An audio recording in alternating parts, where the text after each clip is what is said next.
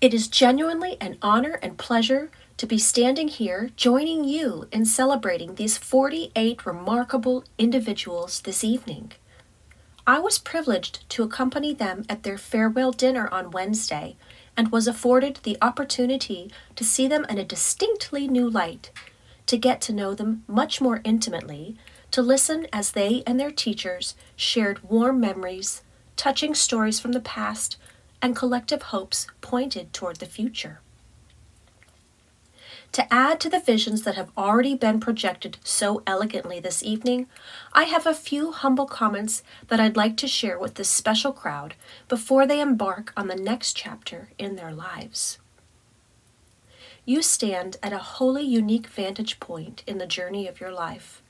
For some of you, you stand with a decade or more of experience in this school, with memories going back to a different SIS altogether, to a collection of old corridos and Paniagua, and resplendent with reminiscence of peers and teachers long gone. For others of you, however, you have joined this group along the journey at a quite different point, but it is your common identity, your common place in the journey, that makes this moment magical.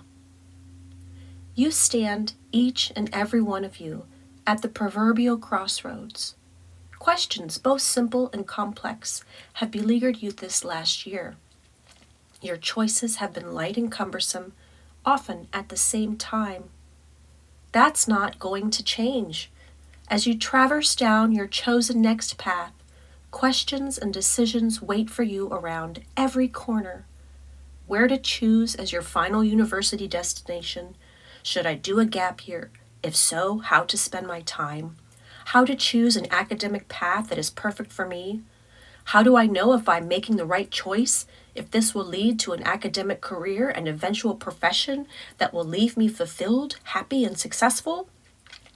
Add to this 1,000,001 microscopic decisions that university life will inevitably throw at you, and 1,000,001 in the life beyond that, and you have a potentially tricky proposition. The good news is that the answer is easy, and I will share that with you this evening. Never forget your origins. Realize that you all stand on the precipice of your new individual lives, fueled by the fires of your curiosity, your desires, and your dreams. Yet SIS is inextricably part of who you are, and you of it. Your experiences, your values, your character have all been fired in the kiln that is our school, our community, our history together. You are an actor in a much larger drama, in a beautiful story of a school where magic, passion, learning, and success is living and breathing. You will forever be part of the SIS story. Just as you've been shaped by your experiences in this school, you've shaped us as well. For the remainder of your lives, as your ventures and adventures electrify hundreds of paths through hundreds of forests, this will always be your starting point. Know yourself. One of the things you will realize, if you haven't already, is that life is full of distractions. Life is a very noisy place. In the years ahead, you will receive a veritable deluge of input, opinions, commentary, and advice from everyone in your life. You will be tugged in dramatically different directions, presented with moral quandaries, face daunting challenges, and even know the taste of crashing and burning that comes with some form of failure. In choppy times, you feel like a tiny rubber duck in a storm-tossed sea. If you are going to spend time in getting to know anyone in your life, start with yourself. I promise you that this investment will pay more dividends across your lifetime than anything else. Some people will encourage you, people will discourage you. You'll receive brilliant advice, and at least some point in the years ahead, someone will tell you that your dream, whatever it is not attainable, realistic, or practical. You'll be lifted up and beaten down Through all of this, you must be your ultimate compass. I'm getting to know all of you, and I already know you in many ways through the eyes of your adoring teachers, and I can say with genuine honesty, you are all truly beautiful, remarkable, and special human beings. You must promise me that you will never forget it. Take your experiences here at SIS and treasure them and carry them forward. If you stay true to yourself and draw upon the core of who you know you are, the world really will be your proverbial oyster. And be wary of those that tell you something is impossible.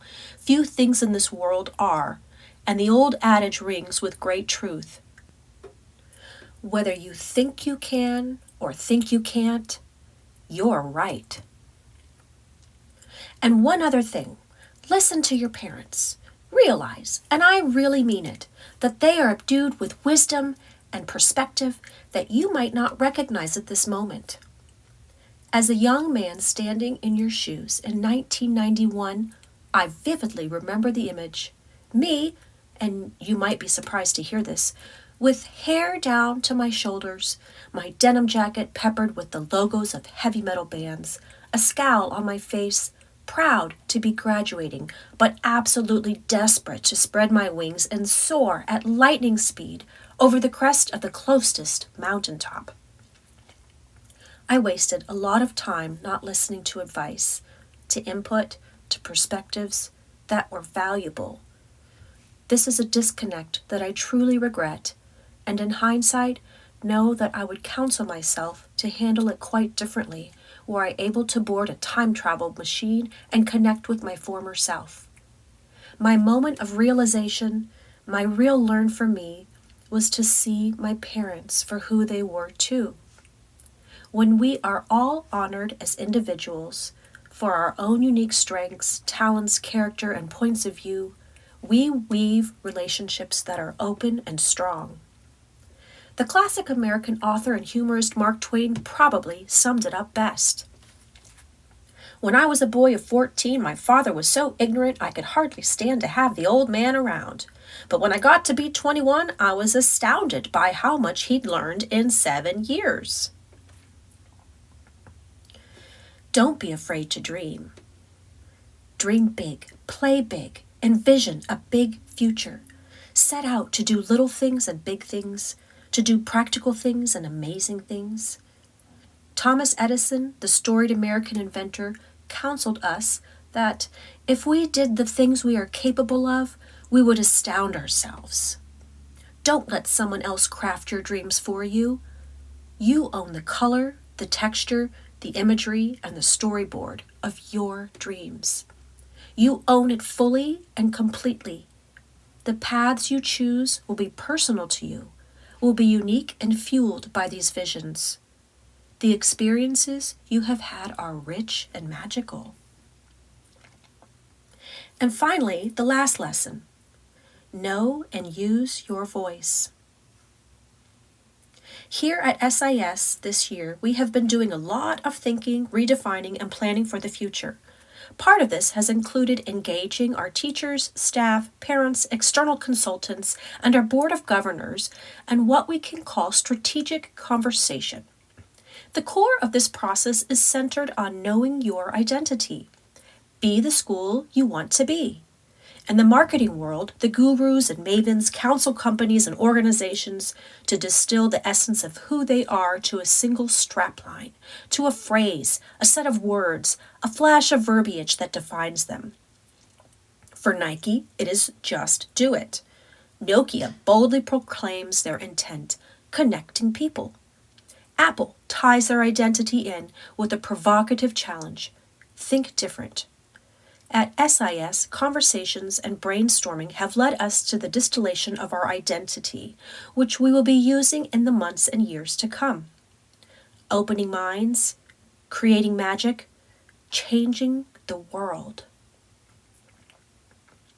Together, through shared laughter, eye-opening conversations, working as teams, overcoming obstacles, reveling in triumphs, you've played a major role in opening minds. Your own as well as that of those around you. Together, through countless performances, brilliant shows of talent, stunning creation of art, exquisite expression of language, of a scintillating array of creating and showing and sharing and singing and shouting and proclaiming unified voice, we have created magic.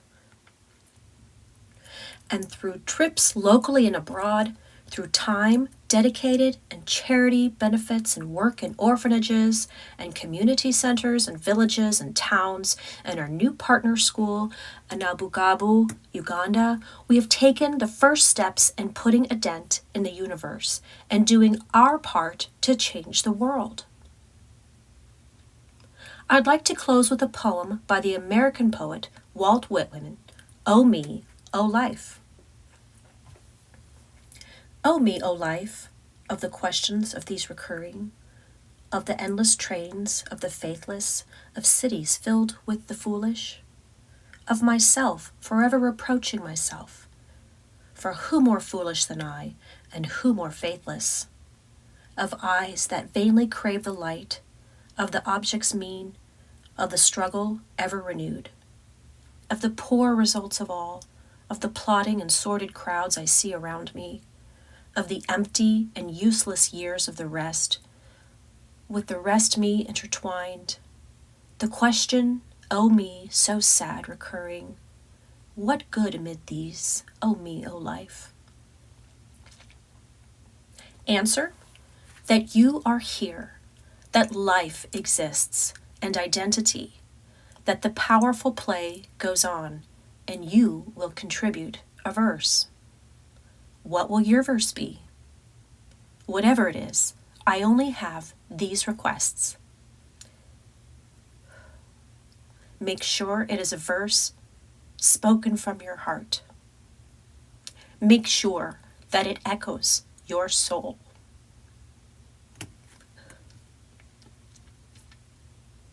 Make sure it is a verse that can only be written and spoken by you. Make sure it is a verse that resonates with your open mind. Make sure it is a verse that reflects in every shape and form the beautiful person that you are. Go out in the world, young verse makers, and know yourself and your dreams and how to make them real. Make us proud so that we can add your unique verses to our powerful play.